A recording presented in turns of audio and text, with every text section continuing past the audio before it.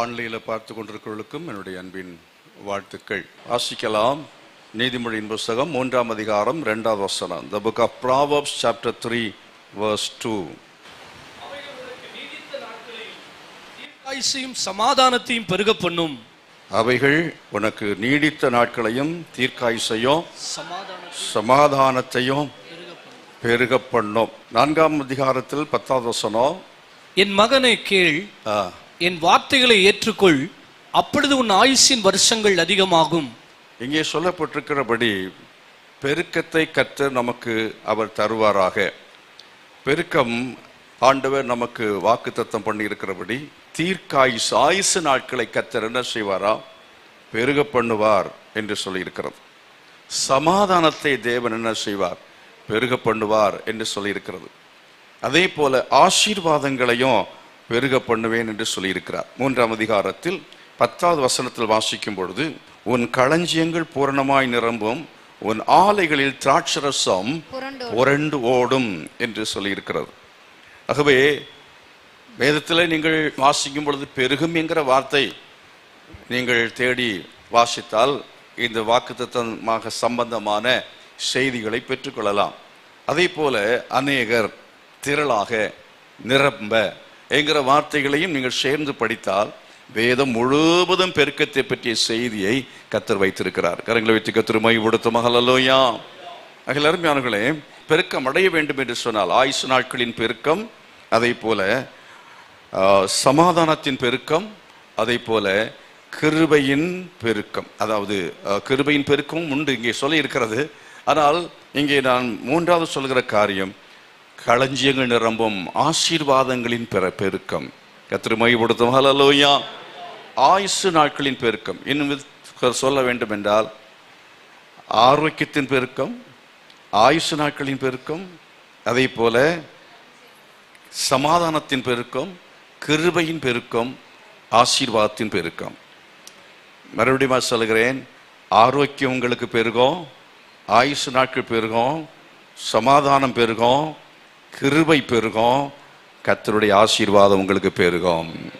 கரங்களை போய் தேவசம ஜெபம் பண்ணுங்க. ஆண்டவரே, இந்த 5 விதமான பெருக்கங்களும் எங்கள் வாழ்க்கையில் உண்டாக வேண்டும் என்று சொல்லி நாங்கள் கர்த்தாவே நாங்கள் ஜெபிக்கிறோம்.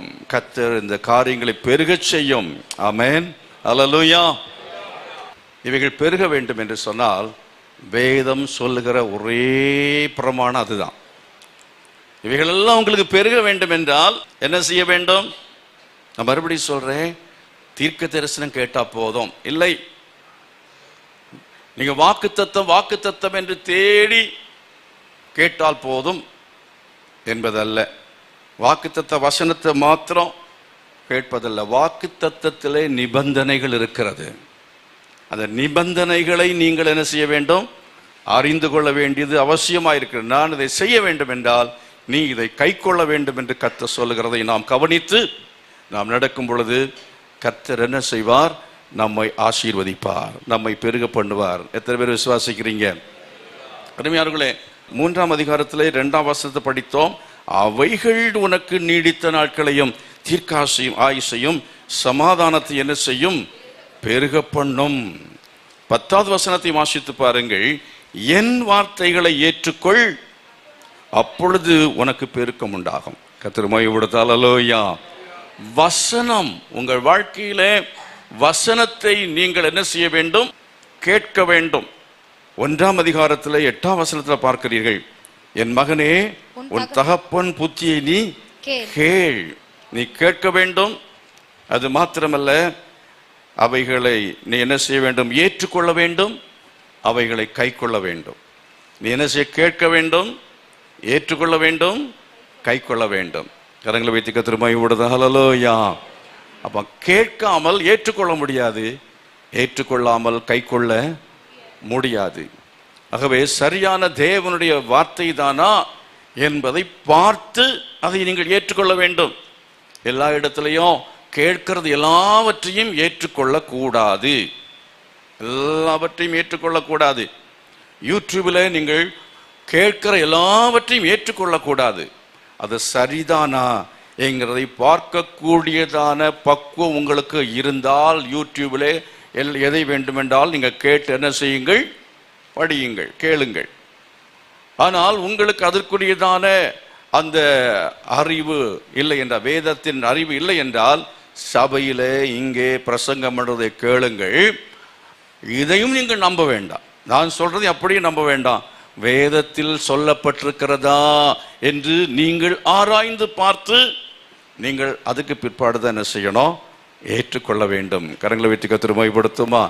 எங்க பாஸ்டர் சொன்னா எல்லாம் சரியா தான் இருக்கும், பாஸ்டர் கிங்ஸ்லி சொன்னா எல்லாம் சரியா தான் இருக்கும், எங்க அசம்பிளிஸ் தலைவர் சொன்னா எல்லாம் சரியா தான் இருக்கும், அவர் சொன்னா ஒரு பெரிய இவாஞ்சலிஸ்ட், அவருக்கு எவ்வளவு கூட்டம் போகுது, அவர் சொன்னா சரியா தான் இருக்கும், இப்படிலாம் நினைக்கக்கூடாது. என்ன செய்யணும்? பைபிள் வேதத்தை நீங்கள், வேதத்தை அறியாத இந்த ஜனங்கள் சபிக்கப்பட்டவர்கள் என்று வேதத்தில் எழுதப்பட்டிருக்கிறது. ஏனென்று சொன்னால், வேதத்தை அறியாத அவர்கள் என்ன செய்வார்கள்? வழி விலகி போவார்கள், தவறி போவார்கள். ஆகினால் தேவனுடைய வசனம், தேவனுடைய வார்த்தை, இதை நீங்கள் எங்கிருந்து பெற்றுக்கொள்ள முடியும்? எந்த மனுஷனுடைய வாயிலிருந்து பெறுவதல்ல, வேத புத்தகத்தை வாசித்து நீங்கள் பெற்றுக்கொள்ளுங்கள். கரங்களை உயர்த்தி கர்த்தரை மகிமைப்படுத்துவோம். ஞானம் உண்டாகிறது, ஞானத்தையும் போதகத்தையும் அறிந்து புத்திமதிகளை நீ உணர்ந்து விவேகம், நீதி, நியாயம், நிதானம் என்பவைகளை பற்றிய உபதேசத்தை என்ன செய்யலாம்? அடையலாம் என்று சொல்லி பார்க்கிறோம். 4ஆம் வசனம் சொல்கிறது, இவைகள் பேதைகளுக்கு வினாவையும் வாலிபருக்கு அறிவையும் விவேகத்தையும் என்ன செய்யும்? கொடுக்கும் என்று சொல்லி இருக்கிறது. எப்பொழுது கேட்கிறதான நீங்கள் என்ன செய்ய வேண்டும் என்றால், you must ask a question. ஒரு கேள்வி என்ன செய்யணும்? கேட்கணும். வினா எழுப்ப வேண்டும். வினாவை, வினா என்றால் கேள்வி. கேட்டவுடனே அது எப்படி, ஏன், என்ன என்கிற கேள்வி எல்லாம் உங்களுக்கு உண்டாக வேண்டும். ஒரு அதிகாரத்தை வாசிக்கும் பொழுது இந்த கேள்விகளோடு நீங்கள் வேதத்தை நீங்கள் வாசித்தால் வேதம் உங்களுக்கு விளங்கும். ஹல்லேலூயா. ஒரு வாக்குத்தத்த வசனத்தை நீங்கள் கேட்கும் பொழுது ஏன், எப்படி, எதற்கு என்ற கேள்வி எல்லாவற்றையும் கேட்க வேண்டும். அந்த விதமான கேள்வி கேட்கிற பிரசங்கத்துக்கெல்லாம் அப்படியே தலையாட்டாமல், ஏன் நான் ஏன் கீழ்ப்படிய வேண்டும், முழுக்க ஞானஸ்நானம் எடுக்க வேண்டும் என்ற இடத்துல சொன்னப்படுது. ஏன் முழுக்க ஞானஸ்நானம் எடுக்க வேண்டும்? ஏன் நான் தெளிப்பு ஞானஸ்தானம் எடுத்திருக்கிறேன், எனக்கு தெரியாது எனக்கு, ஆனால் யாரோ கொடுத்தாங்கன்னு கேள்விப்பட்டேன். ஆனாலும் சொன்னது என் தகப்பனார் தாயார் சொன்னதை நான் நம்பினேன், அது போதும் என்று நினைத்தேன். ஏன் எடுக்க வேண்டும்?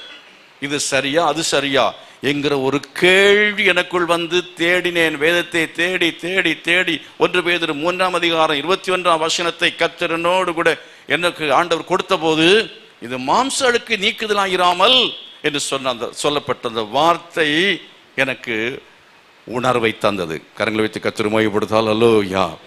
அப்பொழுது முழுக்க ஞான ஸ்நானம் தான் சரியான ஞான ஸ்நானம் என்று சொல்லி புரிந்து கொண்டேன். அருமையானவர்களே, நீங்கள் அநேகர் என்ன செய்கிறேன் என்று சொன்னால், கேள்வியை நீங்கள் கேட்டுக்கொண்டு அப்படியே சும்மா இருக்கக்கூடாது.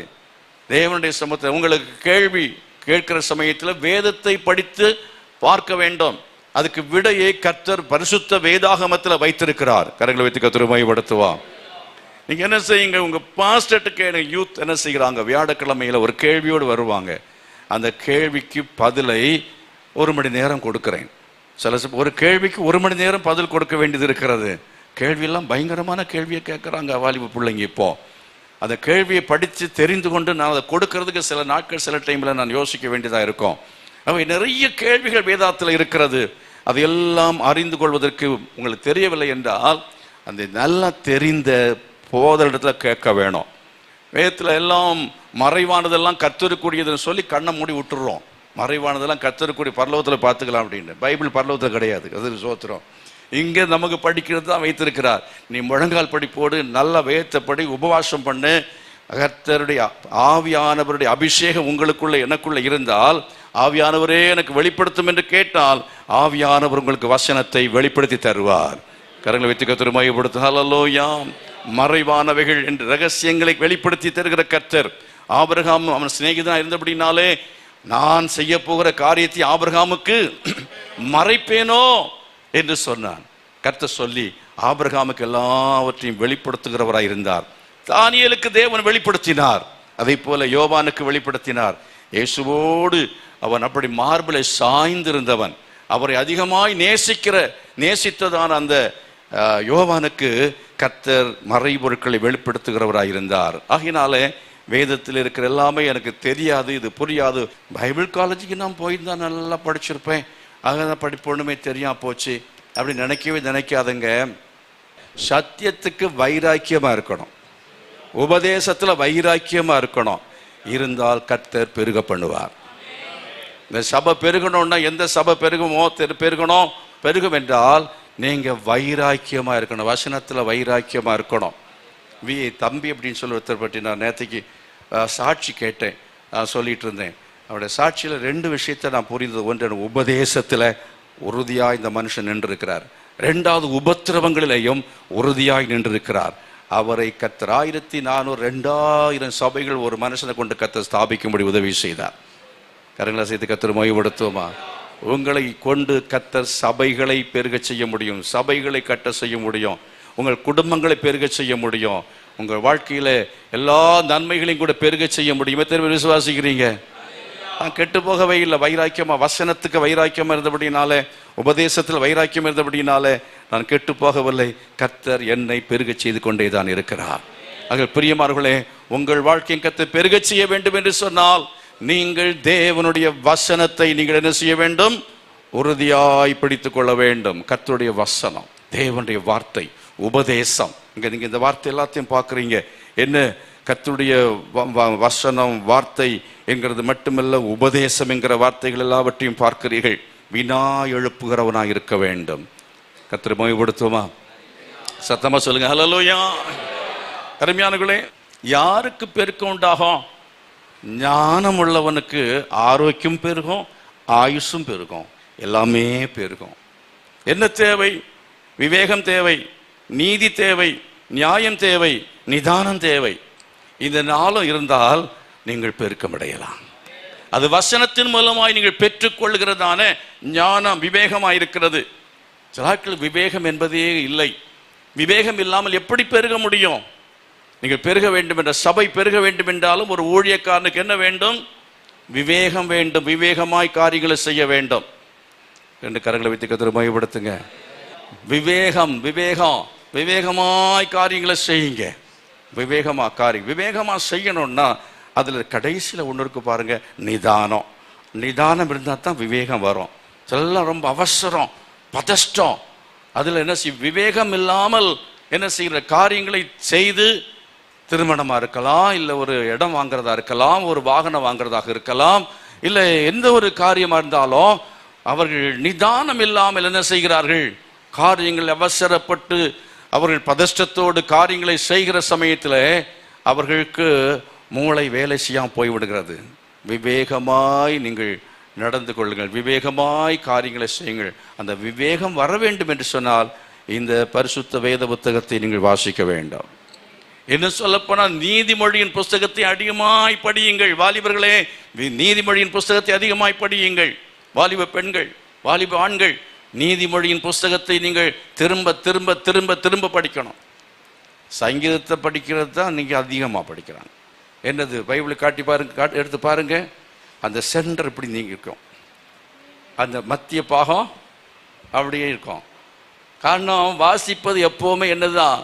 சங்கீதம் சங்கீதம் சங்கீதம். சங்கீதத்தை தவிர வேற ஒன்றுமே தெரியாது. அதையும் ஒழுங்கா படிக்க தெரியாது, ஒழுங்கா வாசிக்க தெரியாது, புரிந்து வாசிக்க தெரியாது. அதையும் ஒழுங்கா படித்தா கூட அவங்களுக்குள்ளால என்ன வரும்? கொஞ்சம் விவேகம் வரலாம். அருமையானவர்களே, நீதிமொழி அதிகமாக படிக்க வேண்டும். இங்கே சொல்லப்பட்ட விவேகம், நீதி, நியாயம், நிதானம் என்பவைகள், இவைகளை பற்றி உபதேசத்தை என்ன செய்யலாம்? அடையலாம். டாக்டரின் என்று சொல்லும்போது அதுல இவ்வளவு விஷயங்கள் அடங்கி இருக்கிறது. கர்த்தரை மகிமைப்படுத்துவோம். ஹல்லேலூயா. இப்ப டாக்டரின், உபதேசம் சொல்றோமே, உபதேசத்தை விட்டு உலகத்திலே, அதாவது ஒரு கிறிஸ்தவ வாழ்க்கை இல்லை. எத்தனை பேர் விசுவாசிக்கிறீங்க? உபதேசம் இல்லாமல் ஒரு குடும்பம் இருந்தால் அந்த குடும்பம் பெருகாது. உபதேசம் இல்லாமல் ஒரு சபை இருந்தால் சபை என்ன செய்யாது? பெருகாது, கெட்டு போகும். அதனால தான் நம்ம சபையில் உபதேசத்தை உறுதியாக சொல்கிறோம். உபதேசம்னு சொல்லி ஏன் சொந்த உபதேசம் அல்ல, ஏதோ ஒரு காரியத்தை சொல்வது அல்ல, வசனத்தின்படியாக ஒழுங்கின்படியாக காரியங்கள். முழுக்க ஞானஸ்நானம் தான், தெளிப்பில்லை. உபதேசம் ரட்சிக்கப்படாமல் ஞானஸ்நானம் எடுக்காமல் கர்த்தருடைய பந்து எடுக்கக்கூடாது. உபதேசம் இப்படிப்பட்ட காரியங்களிலே நாம் உறுதியா இருந்தால் நிச்சயமாக நம்முடைய சபை வளரும், குடும்பம் வளரும், உங்க வாழ்க்கையும் வளரும். உபதேசத்தை நீங்கள் அடையணும், உபதேசத்தை கற்றுக்கொள்ளணும். எத்தனை பேர் நான் சொல்றது உங்களுக்கு புரியுது? காலைல இப்படியா பேசுறது, கொஞ்சம் சாஃப்டா பேசலாமே, நாங்க பயந்து போனோம் அப்படின்னு சொல்றீங்களா? பயப்படாதீங்கள். ஆமென், அல்லேலூயா. ஆண்டவர் உங்களுக்கு, நான் இப்படி பிரசங்கம் பண்ண கர்த்தர் உங்கள்கிட்ட சொல்லுவார், நீ பயப்படாதே, நான் கூடவே இருக்க. அவர் அப்படித்தான் பேசுவார். ஆனால் நீ என்ன செய்யாத, பயப்படாதே அப்படின்னு கர்த்தர் சொல்றாரு. இப்போ அநேகருக்கு அதுதான் தேவை, வேற என்ன வேணும்? பயப்படாதே, பயப்படாதே, பயப்படாதே அப்படின்னு சொல்லிக்கிட்டே இருந்தா போதும். எவ்வளவு நாள் சொல்லிட்டு இருக்கிறது? இந்த வசனத்தை நீங்க கேட்க வேண்டும் அப்படிங்கிறத பற்றி பேசி கொண்டிருக்கிறேன். கேட்கும் பொழுது நீங்க என்ன செய்யலாம்? பெருகலாம். அது மட்டுமல்ல, நீங்கள் கை கொள்ள வேண்டும். என்ன செய்ய வேண்டும்? கை கொள்ள வேண்டும் என்றும் சொல்லப்பட்டிருக்கிற நீதிமொழியின் புஸ்தகத்தில் 3ஆம் அதிகாரம் 1-2 வசனங்களை வாசித்து பாருங்கள். நீங்கள் கை கொள்ள வேண்டும் என்று சொல்லப்பட்டிருக்கிறத பார்க்கிறோம். என் மகனே, என் போதகத்தை என்ன செய்யாதே, மறவாதே, உன் இருதயம் என் கட்டளைகளை காக்க கடவது என்று சொன்னால் நீ கை கொள்ள வேண்டும் என்பது அர்த்தம். ஆண்டவருடைய வார்த்தைகளை பிரசங்கம் பண்ணா மாத்திரம் போதாதான். நாங்க எங்களுக்கு ஆண்டவர் சொல்றாரு, இந்த வசனங்களிலே ஒன்றையாகிலும் மீறி பிரசங்கம் கை கொள்ளாமல் போதிக்கிறவன் பரலோக ராஜ்யத்தில் எல்லாரை பார்க்கலும் சிறியவனாயிருப்பான் அப்படின்னு சொல்லப்பட்டிருக்கு. இங்க எளிமை, நீ அதை செய், இதை செய், நான் பேசிடலாம். இப்படி கை நான் நீட்டும் போது எத்தனை விரல் எனக்கு நேராக இருக்கு? மீதி விரல எனக்கு நேராக தானே இருக்கு. ஆகையினால நான் சும்மா எளிமை நின்று பேசிவிட்டால் பேசலாம். ஆனா வேதம் என்ன சொல்கிறது? பரலோக ராஜ்யத்தில் எல்லாரையும் பார்க்கலையும் சிறியவனாயிருப்பாய் என்று சொல்லி இருக்கிறது. ஆகையால் பிரியமானவர்களே, கர்த்தருடைய வார்த்தைகளை கேட்க வேண்டும். அது மாத்திரமல்ல, ஏற்றுக்கொள்ள வேண்டும் என்று சொன்னேன். அப்புறம் என்ன செய்யணும்? கை கொள்ள வேண்டியது அவசியமாக இருக்கிறது. எத்தனை பேர் கை கொள்ள விரும்புகிறீர்கள்? எத்தனை பேர் கை கொள்ள விரும்புகிறீர்கள்? கரங்களை வைத்து தேவ சமூகத்தில், ஆண்டவரே நான் கை கொள்ள விரும்புகிறேன் என்று சொல்லி ஆண்டவர் சமூகத்திலே நீங்கள் கை கொள்ள தீர்மானம் பண்ணுகிறதா நாட்கள் எல்லாரும் கரங்களை வைத்து ஆண்டவர் சமூகத்தில், ஆண்டவரே உம்முடைய வசனத்தை நான் கை கொள்ளும்படி எனக்கு உதவி செய்யும் என்று சொல்லி ஆண்டவர் சமூகத்தில் கேளுங்க. கர்த்தர் உதவி செய்வார். ஆமென், ஹல்லேலூயா. உமக்கு நன்றி, நன்றி, நன்றி ஆண்டவரே. உம்முடைய வேத வசனங்களை கொடுத்ததுக்காய் ஸ்தோத்திரம், உம்முடைய வார்த்தைகளை கையில கொடுத்ததுக்காய் ஸ்தோத்திரம் என்று சொல்லுங்கள். தீர்க்காயுசு இல்லைன்னா பெருக்கம் இல்லாமல் போகிறதுக்கு காரணம், ஆரோக்கியம் இல்லாமல் போறதுக்கு காரணம், ஆயுசு நாள் குறைந்து போறதுக்கு காரணம் என்ன தெரியுமா? பேதமை. பேதமை. பிரசங்கின் புஸ்தகத்தில் வாசிக்கிறோம், நீ மிஞ்சின நீதிமானாயிராதே, மிஞ்சின பேதையுமாயிராதே. அநேகர் வேதத்தை படிக்காததுனாலே, தேவனுடைய சபைக்கு சரியா வராததுனாலே, உபதேசங்களை கேட்காததுனாலே அவர்களுக்கு என்ன பிரச்சனை தெரியுமா? அவர்களுக்கு விவேகம் இல்லை, ஞானம் இல்லை. அவர்கள் பேதமை உள்ளவர்களாய் மாறி போகிறார்கள். சிலர் மிஞ்சின நீதிமான்களாய் மாறி போகிறார்கள். இதெல்லாவற்றையும் சரிப்படுத்துகிறது தான் என்ன நிதானம். கரங்களை வைத்து கர்த்தரை மகிமைப்படுத்துவோமா? ஒரு பேலன்ஸ்டு ஒரு கிறிஸ்டியன் லைஃப் நம்ம எல்லாருக்கும் தேவை. கரங்களை வைத்து கர்த்தரை மகிமைப்படுத்துவோமா? ரொம்ப வேகமா ஓடக்கூடாது, ஆமா மாதிரி ஸ்லோவா இருக்கக்கூடாது. நம்ம வேகமான ஒரு அளவுக்கு சரியா என்ன செய்யணும்? நம்ம வாழ்க்கை இருக்க வேண்டும். அப்படி இருக்க வேண்டும் என்று விரும்புகிறார்கள். கரங்களை வைத்து ஜெபம் பண்ணி கேளுங்க. ஆண்டவரே, நான் மிஞ்சின பேதையா இருந்து விடக்கூடாது, மிஞ்சின நீதிமானாக என்ன செய்யக்கூடாது, இருக்கக்கூடாது. மிஞ்சின பேதை என்ன பாருங்க, சில உபவாசமே பண்ண மாட்டான். உபவாசம் பண்ணக்கூடாதுன்னு சொல்லுவான். அது இயேசு கிறிஸ்து பண்ணார், அவரோட முடிந்து போயிடுச்சு. அப்புறம் இன்னைக்கு உபவாசமே தேவையில்லைன்னு சொல்லுவான். அது என்னன்னா மிஞ்சின பேதை, வசனத்தில் அறிவில்லை. சில ஆள் சொல்லுவான், நான் 42 நாள் உபவாசம் பண்ண வேண்டுவான். இயேசு 40 நாள் உபவாசம் பண்ணா, இவன் 41 நாள் உபவாசம் பண்ணுவானா, ஒரு நாள் கூட எக்ஸ்ட்ரா பண்ணுவானா. அதுக்கு அர்த்தம் என்னது? மிஞ்சின நீதிமான். அதே போல என்னன்னா, நீ வெள்ளை மட்டும் போட்டிருக்கணும், அப்பதான் பரலோகத்துக்கு போவ அப்படின்னு சொன்னா அது மிஞ்சின நீதிமான். கர்த்தருக்கு ஸ்தோத்திரம். சில ஆட்கள் என்னன்னு சொன்னா, எல்லாத்தையும் கழுத்தில் போட்டு இஷ்டத்துக்கு அலங்கரித்து என்ன நீ ஆடம்பரமாக நடந்தாலும் கடவுள் கேட்பார். இன்னைக்கு சபைகளை பார்த்தீங்கன்னா பாஸ்டர்மார் என்ன போட்டிருப்பாங்கன்னா டிஷர்ட், பாஸ்டர்ஸ் டிஷர்ட் போட்டுட்டு ஆடுறேன், டைட்டு பேண்ட் போட்டு டிஷர்ட் போட்டுட்டு. அது மாதிரி இன்னைக்கு ஊழியம் செய்கிற ஆண்களையும் பெண்களையும் பார்த்தா இவங்க சினிமா நடிகனா நடிகையான்னு சந்தேகமாக இருக்குது. சினிமா நடிகனை பார்க்கறது மாதிரி மேடையில் ஊழியக்காரன் அதே வேஷத்தில் வந்து நிற்கிறான். அவன் மெஞ்சின நீதிமானா? பேதை. அவன் பேதை, விவேகம் இல்லாதவன். அதே போல் சில ஆட்கள் என்னன்னா இப்படி தான் போடணும்னு சிலதெல்லாம் என்னன்னா செருப்பு போடக்கூடாதான். சோத்திரம். என்கிட்ட ஒரு காலத்தில் சொன்னாங்க, ஒரு ஊழியக்காரன் சொன்னான், செருப்பு போட்டிருக்கிறியே, செருப்பு போடக்கூடாதுன்றாரு. ரொம்ப கஷ்டமாக போச்சு. இன்னொரு ஊழியக்காரன் நீ பவுடர் போடக்கூடாதுன்னாரு. உடனே நான் தூக்கி வெளியே போட்டேன். ஆனால் இப்போ பவுடர் போடுறேன். கர்த்தருக்கு ஸ்தோத்திரம். எதுக்கு சில டைம் தேவைப்படும் போது அப்புறம் இப்படியே வந்து ஆயில் ஃபேஸோடு வந்து நின்னா நல்லாவா இருக்கும். அதனால் கொஞ்சம் முகத்தையெல்லாம் நீட்டாக வச்சுட்டு வந்து நீங்கள் என்ன பார்த்து என்ன செய்வீங்க, பிரசங்கத்தை கேட்பீங்க. இல்லைன்னு இந்த மகன் மூஞ்ச யார் பார்க்கறது அப்படின்னு திருப்பிக்கிடுவீங்க இல்லையா? அதனால இதெல்லாம் எது என்ன வசனத்தின்படி எது சரி எது சரியில்லைன்னு தெரியாமல் உளறி கொட்டி ஆட்களை என்ன செய்யறானா ஒன்றுமில்லாமல் பண்ணிக்கிட்டு இருக்கிறாங்க. பைபிளை படிங்க. அல்லேலூயா. கடைசி காலத்தில் வந்திருக்கிறோம் என்கிறத புரிந்து நன்றாக பைபிளை படிக்க வேண்டும். இரவும் பகலும் வேதத்தில் தியானமாக இருக்கிற மனுஷன் பாக்கியவான். ஆக விவேகமாக இருக்கணும், ஞானமாக இருக்கணும்.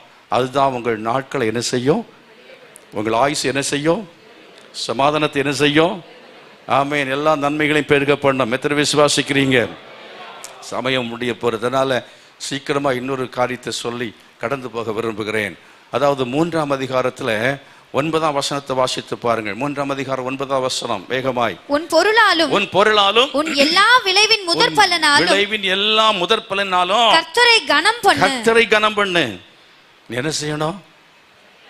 ஆண்டவரை கனம் பண்ணணும். எத்தனை பேர் கர்த்தரை கனம் பண்ண விரும்புறீங்க? மனுஷனை அல்ல, கர்த்தரை கனம் பண்ணணும். கல்யாணம் வரும்போது அப்போ சொந்தக்காரெல்லாம் வருவான். அவன் சொல்றதை கேட்கக்கூடாது, வசனம் சொல்றபடி கேட்கணும். வசனம் சொல்றதை கேட்கணும். கர்த்தரை கனம் பண்ணணும், வசனத்தை கனம் பண்ணணும். என் வசனத்துக்கு பயந்து நடுங்கிறவன் என்ன செய்வேன்? நோக்கி பார்ப்பேன். அதாவது சாவு வந்த உடனே வருவான், எல்லாம் வந்து இப்படி செய்யணும்னு சொல்லுவான். நீ கர்த்தரை கனம் பண்ணணும், அவனோட வசனத்தின்படியா நீ வாழணும். பொண்ணு வயசுக்கு வந்துச்சுன்னா வெளியே சொல்லாதங்க. கர்த்தருக்கு ஸ்தோத்திரம். ஆமாம், அதெல்லாம் அந்த காலத்தில் உள்ளது. நீங்கள் என்ன செய்யுங்க, அப்படி இல்லைன்னா வந்துடுவான். மாமா மச்செல்லாம் வந்து அவன் சொல்லுவான், அவன் சொல்கிறத பிறகு கேட்க வேண்டியிருக்கும். ஆகவே நீ ஊர் உலகம் சொல்கிறத கேட்கக்கூடாது, கர்த்தர் சொல்கிறது தான் கேட்கணும். கர்த்தரை கனம் பண்ண வேண்டும். நான் எஜமானால் என் கனம் எங்கே என்று சொல்கிறார்.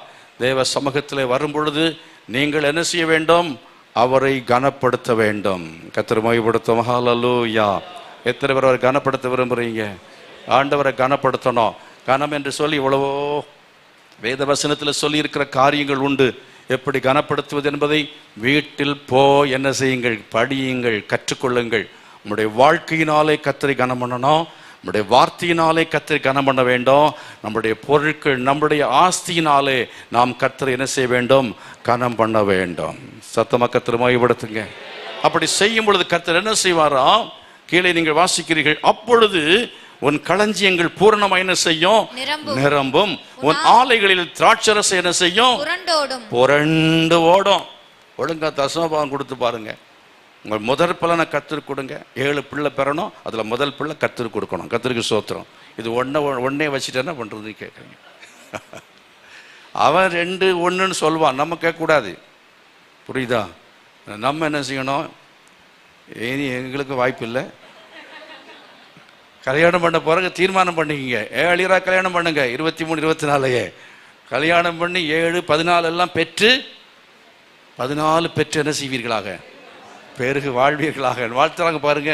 அந்த வாழ்த்து கேட்டாலும் 14 பெருகுங்கள். எதில் பெருகணும்? உங்கள் சந்ததி என்ன செய்யட்டும்? பெருகட்டும். ஒன்றில் ஆத்மாதான் செய்து பெருக்குங்க. இல்லைன்னா நீங்கள் என்ன செய்யுங்க? பிள்ளைகளை பெற்று என்ன செய்யுங்க? பெருகுங்க. 2ல் எதையாவது ஒன்றை செய்யுங்க. கர்த்தரை மகிமைப்படுத்தாலும் இல்லையா? முதல் பிள்ளையை கர்த்தருக்கு கொடுக்கணும். இல்லைன்னா இருக்கிறத கர்த்தருக்கு கொடுங்க. நமக்கு ஒன்றும் வேண்டாம். நம்ம இருக்கிறது கர்த்தருக்கு கொடுத்தா ஆண்டவர் என்ன செய்வார்? இப்போ பாருங்க, இவ்வளவு பேர் இதெல்லாம் நீங்கள் நான் இவளை எப்பொழுது பெற்றேன் அப்படின்னு சொல்லுவாய் என்று ஆச்சரியமாக ஒரு வார்த்தை பைபிளில் ஏசாவில் பார்க்குறோம். அதே மாதிரி இவளை பெற்றது யார்? யார் யாரும் ஆதாயப்படுத்தி நம்ம கொண்டு வர்றாங்க. இவ்வளவு ஆயிரங்களை கர்த்தர் எப்படி எனக்கு கொடுத்தார் என்று சொல்லும் பொழுது, நான் என்னை கர்த்தருக்கு கொடுத்த பொழுது கர்த்தர் எனக்கு ஆத்துமாக்களை கொடுத்தார். நீங்கள் உங்களை கர்த்தருக்கு கொடுக்கும் பொழுது கர்த்தர் உங்களுக்கு ஆத்துமாக்களை தருவார், உறவுகளை தருவார், எல்லா நன்மைகளையும் ஆசீர்வாதம் தருவார். விசுவாசிக்கிற தேவப்பிள்ளை கரங்களை கொட்டி கர்த்தரை மகிமைப்படுத்துங்கள். அல்லேலூயா. புரண்டு ஓடும். என்ன செய்யணும்? ஆகாய் தீர்க்கதரிசியின் புஸ்தகம் 1 அதிகாரத்தில் 6-9 வாசிக்கிறோம். நீ என்ன செய்? உன் ஆலயம் பாழாய் கிடக்கும் பொழுது ஓடி போகாதே. என்ன செய்? சபையிலே பொறுப்பாக ஊழியங்களை செய். அப்பொழுது என்ன செய்யும்? கர்த்தர் சொல்றாரு, நீ பொத்தலான பையில் போட மாட்டாய், உனக்கு என்ன செய்வேன்? நான் பொருளாதாரத்தில் பெருக்கத்தை தருவேன் என்று கர்த்தர் சொல்றார். விசுவாசிக்க தேவ பிள்ளைகள் கைகளை உயர்த்தி ஒப்பு கொடுங்க. ஆண்டவரே, ஆலயத்தில் எனக்கு நிறைய பொறுப்புகள், ஆண்டவரே எத்தனையோ காரியங்கள் செய்வதற்கு ஆட்கள் எல்லாம் இருக்கிறாங்க, நான் அதை கேட்டு செய்யும்படி நீ ஒப்பு கொடுக்கிறேன் என்று சொல்லி ஒப்பு கொடுங்கள். கர்த்தர் உங்களை ஆசீர்வதிப்பார். அல்லேலூயா. உண்மை எத்தனை ஒப்பு கொடுக்க போறீங்க? ஆண்டவரே, கேமரா பிடிக்கிறதோ ஏதாவது ஒரு காரியத்தை நான் செய்யணும், ஆண்டவரே ஏதாவது ஒரு காரியத்தை செய்யணும், ஊழியத்தை செய்யணும், ஜெபக்குழுவை நடத்தணும். அருமையார்களே, ஆலயம் பாழாய் கிடக்கிறது. இந்த தேசத்தில் ஜனங்கள் பாழாய் கிடக்கிறார்கள். அப்படி இருக்கும் பொழுது நான் சும்மா இருக்க வேண்டிய காலம் அல்லவே அல்ல. அவனவன் உங்கள் வீட்டுக்கு ஓடி போகிறீர்களே, அது செய்யாம நம்ம கர்த்தருடைய சமூகத்திலே தரித்திருந்து ஜெபிக்கவும் உபவாசிக்கவும் ஊழியம் செய்ய புறப்பட்டு போகவும் நம்ம ஒப்பு கொடுக்க வேண்டும். எத்தனை பேர் ஆமென் சொல்றீங்க? சத்தமா சொல்லுங்க. ஹல்லேலூயா. அது மட்டுமல்ல, நீதிமொழிகள் 6 அதிகாரத்தில் 6-11 வாசித்து பாருங்க. சோம்பேறியே என்று சொல்லுகிறார். சோம்பலாயிராதே. எவ்வளவு நேரம் படுத்திருப்பாய்? சும்மா இராதே, சோம்பலாயிராதே. அதிகமாய் தூக்கத்துக்கு இடம் கொடுக்காமல் நம்ம என்ன செய்ய வேணும்? நம்ம ஜெபிப்பது காலையில் எழும்பணும். காலையில் எழும்பி என்ன செய்யணும்? ஜெபிக்க வேண்டும். அதே போல நீங்கள் என்ன செய்ய வேண்டும்? சோம்பலாய் சும்மா வீட்டில் உட்கார்ந்து கூடாது. எந்த ஒரு பொறுப்பும் நீங்கள் அதை என்ன செய்ய தாமதப்படுத்தக்கூடாது. நாளைக்கு செய்யலாம் என்று வைக்கக்கூடாது. நீங்கள் செய்ய வேண்டிய கடமைகளையும் வேலைகளையும் நீங்கள் சரியாக செய்ய வேண்டும். கரங்களை வைத்து கர்த்தரை மகிமைப்படுத்துவோமா? காலையிலிருந்து சாயங்காலம் வர சும்மா தூங்கிக்கிட்டு சாயங்காலம் புருஷன் வர நேரத்தில் அப்படியே தூக்கி இந்த அதை எதையும் நீங்கள் செய்ய ஆரம்பிச்சிங்கன்னா கடைசியில் என்ன? சாம்பாரில் உப்பு இருக்காது, இல்லைன்னா காரம் ஜாஸ்தியாக இருக்கும், இல்லைன்னா ஒன்றும் சரியாகவே இருக்காது, ஒன்றும் சரியாக இருக்காது. அப்புறம் அடிதடி தான் நடக்கும். அதனால் புருஷன் அடிச்சுட்டாரு, நான் கர்த்தருக்காக பாடு சகிக்கிறேன்னு சாட்சி சொல்லக்கூடாது. கர்த்தருக்கு சொல்ல, நீ சோம்பேறியாக இருந்தனா தான் அடி கிடச்சிது. அதனால் நீங்கள் அதே போல் சகோதரிமாரை வேலைக்கு அனுப்பிட்டு நீங்கள் வீட்டில் உட்காந்து டிவி பார்த்துட்டு இருக்கக்கூடாது. ஸ்தோத்திரம். சிலருக்கு பேப்பரே படிச்சுட்டு உட்காந்துருப்பேன். காலை சாயங்காலம் அவர் ஐஏஎஸ் எக்ஸாம் எழுத போகிறாராம். எல்லா பேப்பரை வாங்கி போட்டு இங்கே படித்து பத்தாதுன்னு சொல்லி பார்பர் ஷாப்லையும் அங்கேயும் இங்கேயும் டீ கடையில் உட்காந்து, சோம்பேறியே நீ என்ன செய்ய? மனம் திரும்பு. ஹல்லேலூயா. எத்தனை பேர் தீர்மானம் எடுக்க விரும்புகிறீங்க? நான் சோம்பலாக இருக்கேன், சும்மா இருக்க மாட்டேன், எதையாவது நான் செஞ்சுக்கிட்டே நான் இருப்பேன். சொல்லுங்க, சும்மா இருப்பேன், சுறுசுறுப்பார். எறும்பு இடத்துல போய் என்ன செய்? கற்றுக்கொள். கடைசியாக சொல்லி முடிக்கிறேன். உங்கள் சமாதானம் பெருகும். உங்கள் வாழ்க்கையில் சமாதானம் பெருக வேண்டும் என்று சொன்னால் நீங்கள் நீதிமொழிகள் 3:2 நம்ம படித்தோம் பாருங்க. சமாதானம் பெருக வேண்டும். இப்போ சமாதானம் பெருகாமல் இருக்க காரணம் என்ன அப்படின்னா, சோர்ந்து போகிறோம். நீதிமொழி 3:17 சொல்லப்பட்டிருக்கிறது, சிட்சிக்கப்படும் போது என்ன செய்யாதே? சோர்ந்து போகாதே. சிட்சிக்கப்படும் போது சோர்ந்து போகாதே. கர்த்தர் உங்களை சிட்சிக்கலாம். இல்லை என்று சொன்னால் உங்க பாஸ்டரே உங்களை சிட்சிக்கலாம். என்ன செய்யலாம்?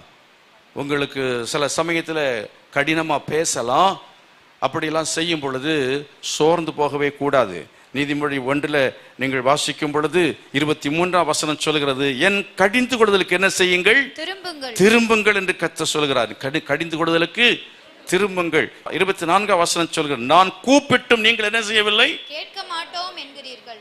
நான் என் கையை நீட்டியும் கவனிக்கிறவன் ஒருவனும். கூப்பிடும் போது என்ன கூப்பிட? வருத்தப்பட்டு பாரம் சுமக்கிறவளே எல்லா இடத்துல வாருங்கள், கையை நீட்டி என்ன செய்கிறார்? கூப்பிடுகிறார். அல்லேலூயா. அவர் கூப்பிடுகிறத கவனிக்கணும். சில டைமில் என்ன செய்யும்? வான்னு கூப்பிடுறாரு. அதான் நான் கூப்பிட்டு என் கை என்ன செய்யலை, ஒருத்தனுமே கவனிக்கவில்லை என்று சொல்லுகிறார். தேவ சமூகத்தில் நீங்கள் வரும்போது அநேகருடைய வாழ்க்கையிலே ஆரோக்கியம் எல்லாம் போகிறதுக்கு காரணம் என்ன? சமாதானம் எல்லாம் போகிறதுக்கு காரணம் என்ன? மன அழுத்தம், பாரம். ஆகத்தான் ஆண்டவர் என்ன செய்ய, சமூகத்தில் வரும் பொழுது நீங்கள் முதலாவது உங்களுடைய பாரத்தை கர்த்தர் மேல் வைத்து விடுங்கள். கர்த்தர் மேல் உன் பாரத்தை வைத்து விடு, அவர் உன்னை ஆதரிப்பார். நீதிமானை ஒருபோதும் தள்ளாடவே ஒட்டார். எத்தனை பேர் விசுவாசிக்கிறீங்க? அவர் அண்டையில் வந்து முழங்கால் படி போட்டு தினந்தோறும் உங்க பாரத்தை நீங்க அந்த வீட்லையும் இந்த வீட்லையும் சொல்லாம என்ன செய்யுங்கள்? அவரிடத்தில் சொல்ல வேண்டும். பாரத்தை அவரிடத்தில் இறக்கி வைக்க வேண்டும். அவரிடத்தில் இறக்கி வைத்து விட்டு என்ன செய்யணும்? அவரை ஏற்றுக்கொள்ளுங்கள். ஹல்லேலூயா. வருத்தப்பட்டு பாரம் சுமக்கிறவர்கள் என்னிடத்திலே வாருங்கள், அவரை ஏற்றுக்கொள்ளுங்கள். கவலையோடு வந்திருக்கலாம், பாரத்தோடு வந்திருக்கலாம், இயேசுவை நீங்க ஏற்றுக்கொள்ளாம இருக்கலாம். நீங்கள் என்ன செய்யுங்க? கவலை போக வேண்டும் என்றால், பாரம் போக வேண்டும் என்றால் இயேசுவிடத்தில் நீங்கள் வந்து அவரை ஏற்றுக்கொண்டு நீங்கள் அவரிடத்தில் உங்கள் பிரச்சனை எல்லாவற்றையும் சொல்லும் பொழுது அவர் உங்கள் கவலைகளையும் பாரங்கள் எல்லாவற்றையும் அவர் நீக்குவார். எத்தனை விசுவாசிக்கிறீங்க? உங்கள் கவலைகள் எல்லாவற்றையும் விசாரிக்கிறவர் அப்படின்னால் அவர் மேல் என்ன செய்யுங்கள்? அவர் எல்லாவற்றையும் சொல்லுங்க. ஹல்லேலூயா. சத்தமா கரங்களை அசைத்து கர்த்தரை மகிமைப்படுத்துவோமா? ஹல்லேலூயா. அந்த மத்தேயு சுவிசேஷத்தை வாசிக்கும் பொழுது எனக்கு ஒரு காரியத்தை சொன்னார். என் நுகத்தை ஏற்றுக்கொண்டு என்னிடத்தில் கற்றுக்கொள்ளுங்கள், அப்பொழுது உங்களுக்கு டென்ஷன் போகும், பாரம் போகும், எல்லாமே போகும், இளைப்பாறுதல் கிடைக்கும். அது என்ன நுகம்? ஆண்டவர் ஏற்றுக்கொள்ளும் பொழுது உங்களுக்கு பாடு வரும், உங்களுக்கு உபத்திரம் வரும், உங்களுக்கு பல கஷ்டம் வரும், சுவிசேஷத்தை அறிவிக்க போனா நிந்தை வரும், அவமானம் வரும். அதுதான் அவருடைய நுகம். அவருடைய நுகத்தை நீங்கள் ஏற்றுக்கொள்ளும் பொழுது என்ன நடக்கும்?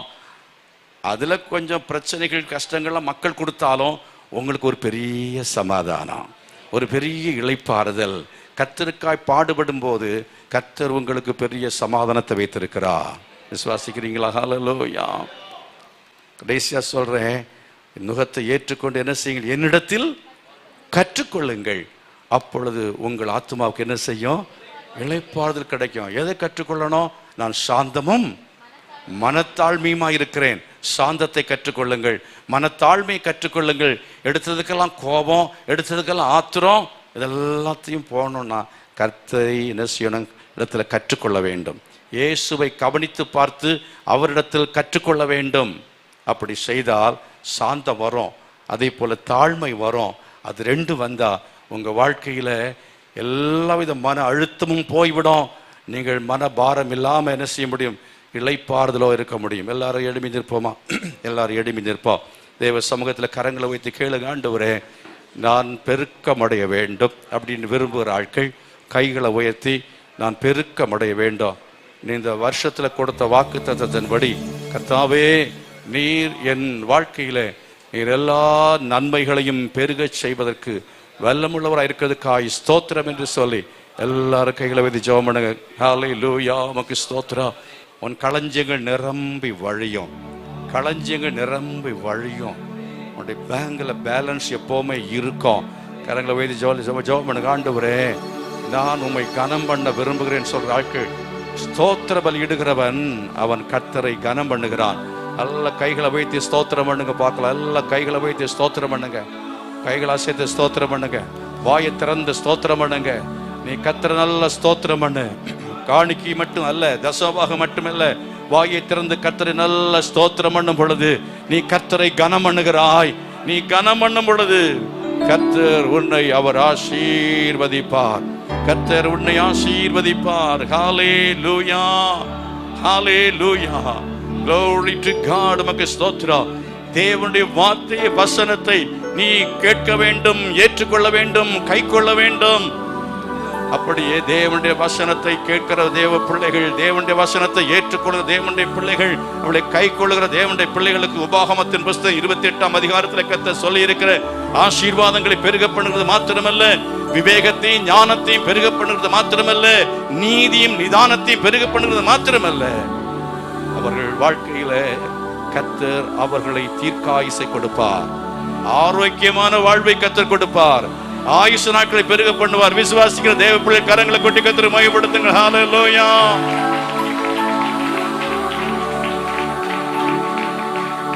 சமாதானம் பெருகும், சமாதானம் பெருகும் வேண்டும் என்றால் நீ சோர்ந்து போகாதே. கர்த்தர் மேல் பாரத்து போய் 3 அதிகாரம் 25-26 சொல்லுகிறது, தீமைகள் வரும்போது நீ அஞ்ச வேண்டாம், பயப்படாதே, பயத்துக்கு இடம் கொடுக்காதே. 3 அதிகாரம் 27-28 சொல்லுகிறது, நன்மை செய்யத்தக்கவர்களுக்கு நன்மை செய்யாமல் இராதே, வாய்ப்புகளை பயன்படுத்து. 3:29 சொல்லுகிறது, பிறருக்கு துரோகம் இழைக்காதே. 3:31 சொல்லுகிறது, நீ பொறாமை கொள்ளாதே. 3:30 சொல்லுகிறது, நீ வழக்காடாதே, அப்பொழுது உனக்கு சமாதானம் பெரிதாய் இருக்கும், அது பெருகிக் கொண்டே போகும். ஹல்லேலூயா. உமக்கு ஸ்தோத்திரம். Thank you Jesus. உமக்கு நன்றி. ஆசீர்வதிக்கவே ஆசீர்வதித்து உன்னை பெருகவே பெருக செய்திடுவேன் என்கிறதான அந்த பாடலை நாம் மறுபடியும் சேர்ந்து பாட போகிறோம். அந்த பாடலாம் சேர்ந்து மறுபடியும் பாட போகிறோம். ஆபிரகாமுக்கு வாக்குத்தத்தம் அளித்தவர் கிறிஸ்துவுக்குள் அதை நிறைவேற அவர் செய்தார். கிறிஸ்துவில் விசுவாசம் வைக்கும் தம் சந்ததியின் நன்மைகள் அவர் பெருக்கம் அடைய செய்வார். விசுவாசத்தோடு கூட எல்லாரும் அந்த பாடலை எல்லாம் சேர்ந்து பாடுவோமா? ஆமென். ஹல்லேலூயா.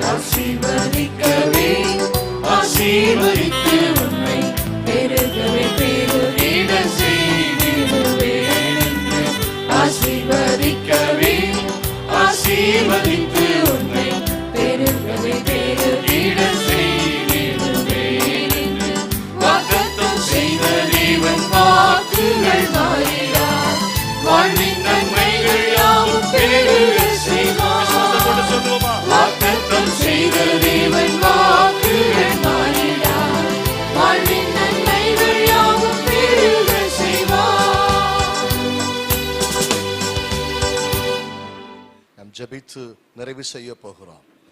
கர்த்தர் நல்ல வார்த்தைகளை கொடுத்து எல்லாரும் கரங்களை உயர்த்தி ஆண்டவரை ஸ்தோத்திரம் செய்து கர்த்தர் சொன்ன வார்த்தையின்படியாய் நம்மை பெருக செய்ய போகிறபடினால் விசுவாசத்தோடு ஆண்டவரை மகிமைப்படுத்துவோம். ஹல்லேலூயா, ஹல்லேலூயா.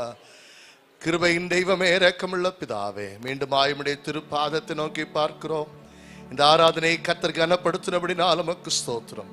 நம்முடைய பிரசன்னம் எங்களோடு கூட இருந்தபடினால் உமக்கு ஸ்தோத்திரம் ஆண்டவரே. நம்முடைய பிள்ளைகள் என்னென்ன தாகத்தோடு பாரத்தோடு கடந்து வந்தார்களோ அவளுக்கு தேவையான மன்னாவை பகிர்ந்து கொடுக்கிறவராக, நம்முடைய பிள்ளைகளை ஆசீர்வதித்து அனுப்புகிறவராக நம்முடைய கிருபையும் பிரசன்னம் எங்களோடு கூட இருக்கிறபடினால் உமக்கு ஸ்தோத்திரம் ஆண்டவரே. வீடுகளுக்கு செல்லும் போது கர்த்தனை தொட்டார், கர்த்தனுக்கு வாக்கு பண்ணினார். நம்முடைய வார்த்தையை நான் பிடித்துக் கொள்கிறேன் விசுவாச உறுதியோடு சொல்ல கர்த்தர் கிருபை செய்யுங்கப்பா ஆண்டவரே. சபை ஆசீர்வதிக்கப்படட்டும், குடும்பங்கள் ஆசீர்வதிக்கப்படட்டும், தேசத்தில் எழுப்புதல் உண்டாகட்டும், அநேகர் சந்திக்கப்படட்டும் ஆண்டவரே. சபையின் பெருக்கத்தையும் இந்த ஆண்டிலே நாங்கள் விசுவாசிக்கிறோம் அப்பா.